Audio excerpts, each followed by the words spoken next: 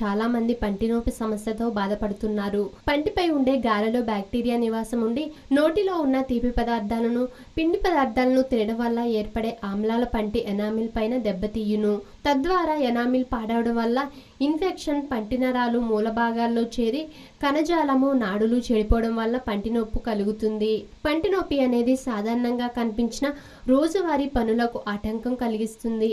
మనలో చాలా మందికి అప్పుడప్పుడు అకస్మాత్తుగా పంటి నొప్పి వస్తుంది.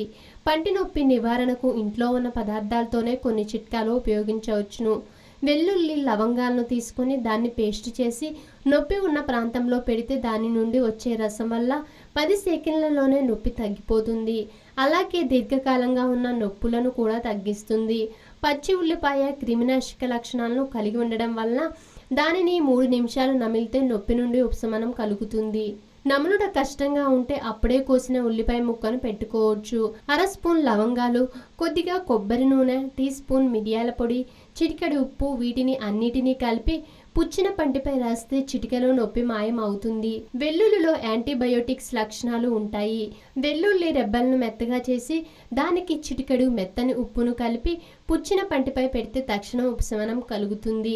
జామ ఆకులలో యాంటీ ఇన్ఫ్లమేటరీ, యాంటీ బ్యాక్టీరియల్ లక్షణాలు ఉంటాయి. పంటి నొప్పితో బాధపడేవారు 2 లేక 3 జామ ఆకుల్ని శుభ్రంగా కడిగి తినడం వల్ల మంచి ఉపశమనం కలుగుతుంది. ఆధునిక జీవితం, అనారోగ్య సమస్యలు ప్రతి ఒక్కరికి ఏదో ఒక తెలియని సమస్య. చిన్న చిన్న చిట్కాలతో మంచి ఆరోగ్యాన్ని మీ సొంతం చేసుకుందాం అనుకుంటున్నారా? ఇంకెందుకు ఆలస్యం, వెంటనే మా యోయో హెల్త్ ఛానల్ ని సబ్స్క్రైబ్ చేసుకోండి.